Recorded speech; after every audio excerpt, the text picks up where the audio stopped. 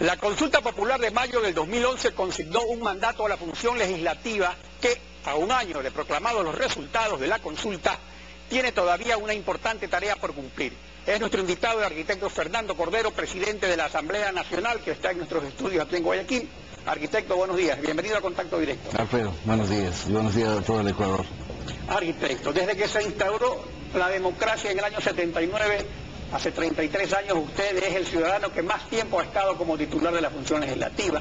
4 años superando a Raúl Vaca, Fabián Alarcón y Wilfrido Lucero. Acumula una gran experiencia. De acuerdo a esa experiencia, sin una mayoría consolidada y con una campaña electoral por delante para renovar la Asamblea, ¿ve factible cumplir el mandato legislativo de la consulta?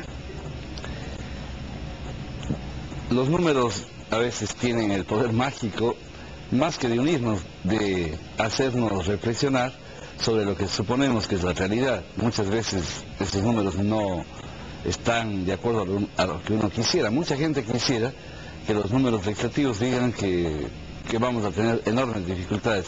Yo soy optimista, no sabía que usted me iba a hacer esta pregunta, pero mañana voy a hacer un informe del tercer año de la función legislativa y a mí mismo me sorprenden los números, los quiero compartir con ustedes. De las leyes que hemos aprobado en los 2 años anteriores, en los 2 primeros años de la Asamblea Nacional, el 54% de las leyes hemos aprobado con más de las 2/3 partes de la votación. Y no es nada despreciable de que el 29% de las leyes hemos aprobado con más de 100 votos.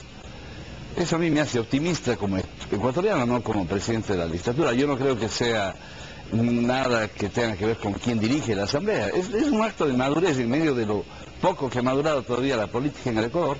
Creo que finalmente nos vamos convenciendo cada vez más los que hemos tenido el mandato de ustedes para ser legisladores, que las leyes no son nuestras, que las leyes no son del presidente de la República, que las leyes no son de la oposición o del oficialismo, como nos llaman a los que estamos cercanos a este proyecto político. Las leyes son de ustedes, son hechas para la gente, y si las hacemos con ustedes, si hay socialización, si hay debate, si abrimos el espacio legislativo para colegislar ampliadamente, no solo con el presidente que nos manda la ley y la Constitución, sino con ustedes, los ciudadanos, esas son las leyes que el Ecuador quiere, son las leyes que van a durar, esas son las leyes que realmente nos van a permitir cambiar este país. Claro, y usted ha obtenido esos resultados y por eso yo destacaba al comienzo lo de su experiencia, porque ha habido realmente resultados apreciables, pero hay problemas. Entonces, por ejemplo, hay 3 temas que se han incluido en el proyecto de Código Integral Penal de los de la consulta, ¿no? Las disposiciones para reforzar la lucha contra la inseguridad ciudadana, el enriquecimiento privado no justificado y la no afiliación de los trabajadores al IES.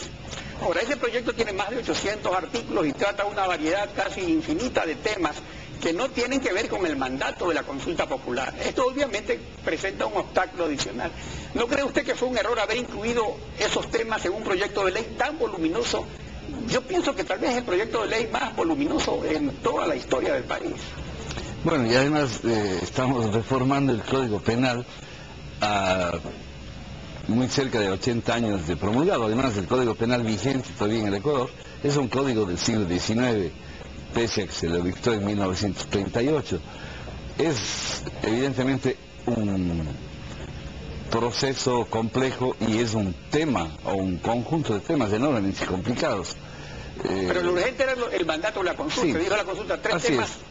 La Asamblea dicte las leyes en el plazo razonable. Eso fue debatido internamente, inclusive existe todavía un proyecto de reforma al Código Penal que podía ser votado ya en segunda, es decir, cuando aprobamos la consulta ya teníamos pasado el primer debate, se podría agregar ahí los temas de la consulta. El esfuerzo ya está hecho, el proceso nos ha tomado cerca de 8 meses, creo que el debate que nos tomó 3 semanas, ha sido inédito también que una ley se debata continuamente durante 6 sesiones, 3 semanas.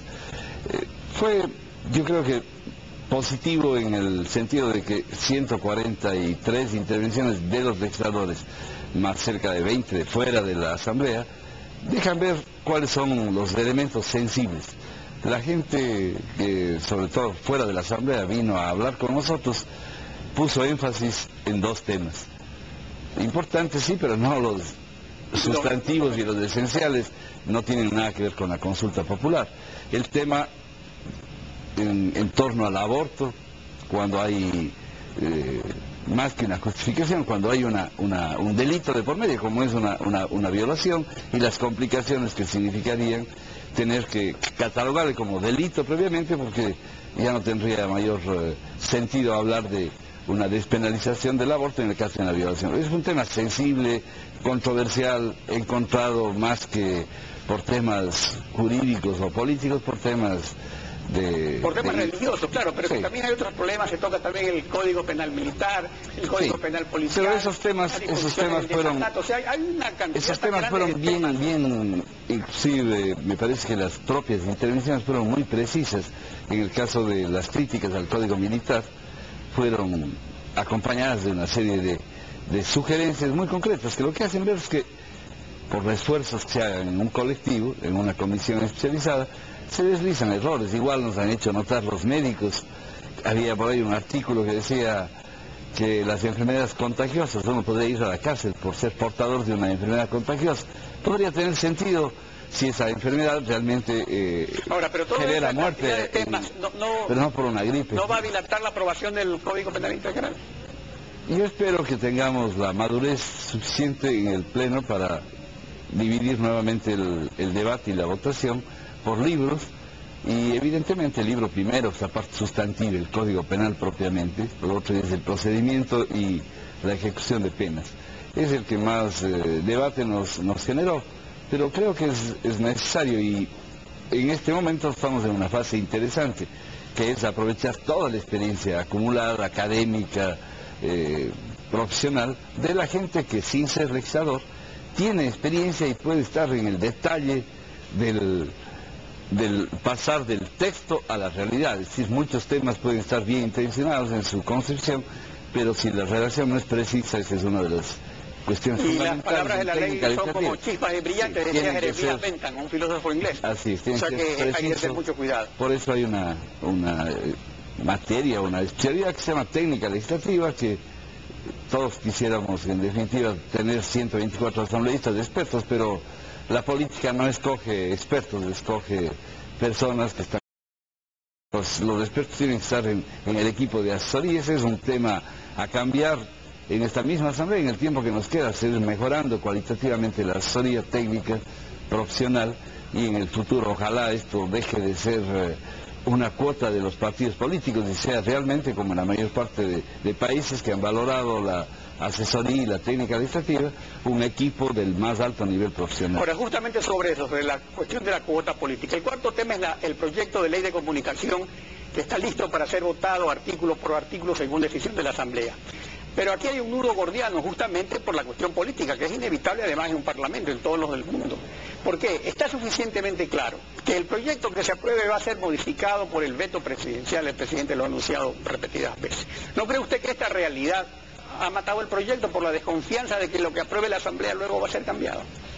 Ese es un tema que ha crecido como una bola de nieve, ¿no? Es decir, como de pronto parecería que los legisladores, especialmente de oposición, algunos de ellos más que otros, de pronto se dan cuenta que viven en un país de régimen presidencial en el que hay colegislación y que hay un colegislador que tiene que revisar constitucionalmente el proyecto y que puede hacer un veto total, con lo cual paraliza la acción legislativa un año en esa ley, o un veto parcial, así les llamamos a las opciones parciales que puede hacer el presidente. Esto ha estado vigente desde el primer día de la República del Ecuador, inclusive... No, perdón, arquitecto, no es el primer día. El veto tal como está concebido ahora desde la Constitución del 98 de la partidocracia. Antes no se necesitaba las 2/3 partes para que se ratifique el texto de la Asamblea. Eso se cambió y justamente fue un proyecto de la partidocracia que no se cambió en Montecristi, y ese es el problema. Sí, bueno, ahí estoy de acuerdo en el análisis histórico. El tema de la diferencia entre el poder que tiene el presidente para solicitar el allanamiento de la Asamblea a su texto es en mayoría simple. Si realmente con la mitad de los presentes se puede aceptar la opción presidencial. Si se quiere insistir en el texto, Y ahí viene el desbalance, porque ya no se calificada. lo convierte, ya no deja de ser colegislador, sino que es casi un legislador supremo. O sea, este es un tema polémico. Yo quiero por un instante, yo sé que esto es casi imposible, reflexionar con ustedes de que lo bueno y lo malo de esto, ¿no? Lo malo podría ser de que aparece un poder ejecutivo más fuerte que el legislativo. Lo bueno de esto es que la consistencia de estos datos que hace un rato les compartía es un trabajo de investigación que hace Ágora Democrática con la Flaxo, es decir, no es hecho nuestro. Y ahí se deja ver cosas que también, nuevamente los números muestran que esta votación conjunta, por ejemplo, con nosotros, nos ha llevado a tener más del 50% de las leyes aprobadas con más de las 2/3 partes. Ahora, pero lo que eso pasa es que la excepción confirma la regla. Estamos tratando un caso realmente excepcional, porque Pero, lo que usted dice es lo que ha ocurrido. Claro, en la pero mayoría de ahí las veces. viene el problema de ser excluyentes por una particularidad. Si yo estoy equivocado, pues eso es parte de lo humano, ¿no? Me parece que hay un artículo que es el verdaderamente controversial en el texto de la ley. Uno, el que nadie puede negar que ahí hay 2 o 3 formas de ver cómo se puede conformar un consejo, tanto en su composición cuanto en su capacidad, en sus Pero competencias. también las atribuciones, Sí. cuando habla de los principios Sí. deontológicos, O sea, al final un pone tema quise las decir, sanciones. 3 o 4 artículos que dicen cómo se conforma el Consejo de Comunicación y cuáles son sus atribuciones o competencias. Si ese es el tema, pues lo más lógico sería que la Asamblea encuentre un texto suficientemente importante para todos, que seamos capaces de sostener como tesis legislativa y aprobar la ley. Dejarle al Ecuador sin una ley de comunicación por la conformación de un organismo que hoy día está peor. Pues. Si estamos criticando la conformación de un organismo, el actual organismo es mucho peor. O sea, en el próximo hay un representante del Ejecutivo. Ahora hay... Pero claro, el problema 90%. realmente no viene a ser tanto el contenido, sino esta desconfianza sobre lo que ocurra con el veto y que no haya luego los votos necesarios para ratificar el texto. Aunque haya el acuerdo que usted dice, por el cual vienen luchando ustedes desde hace 2 años, pero hasta el propio presidente se opuso a ese acuerdo. Entonces, ¿qué es lo que ocurre, arquitecto? Vea, el asunto es el siguiente. Es tan evidente la situación de que no se quiere correr el riesgo de perder la votación en ningún artículo del proyecto, que habiendo quórum para iniciar la votación, usted la semana pasada decidió lo siguiente. Veamos lo que pasó. No están a 124, yo prefiero hacer otro día la sesión y no... Esta parte dice, no están los 124, pero sí había quórum. Entonces, 119. 119, entonces ¿por qué no se comenzó a votar? La expresión, usted mismo acaba de volverla presente otra vez. Quienes festejan la decisión mía, toda la oposición, ellos son los que se acercaron a pedir, y la explicación es la siguiente. Primero, los compromisos de palabra en la política ojalá fueran de todos los días, ojalá la palabra se reevalúe, realmente se vuelva tan efectiva como las cosas escritas, los contratos notarizados o todos los actos escritos que forman acuerdos entre partes. La palabra está devaluada en política mucho más. Nadie cree en la palabra de los políticos, lo cual es muy malo. Yo no voy a dar nada para que eso siga dándose. Llegué a un acuerdo político con todas las bancadas, en 2 leyes. En la ley de la función legislativa, alguna vez les faltaban votos a la oposición, que nos ganó finalmente en algunos artículos. Me pidió Vicente Tallano, que era el presidente de la comisión, suspendí la votación porque creo que eso es lo positivo en un colectivo.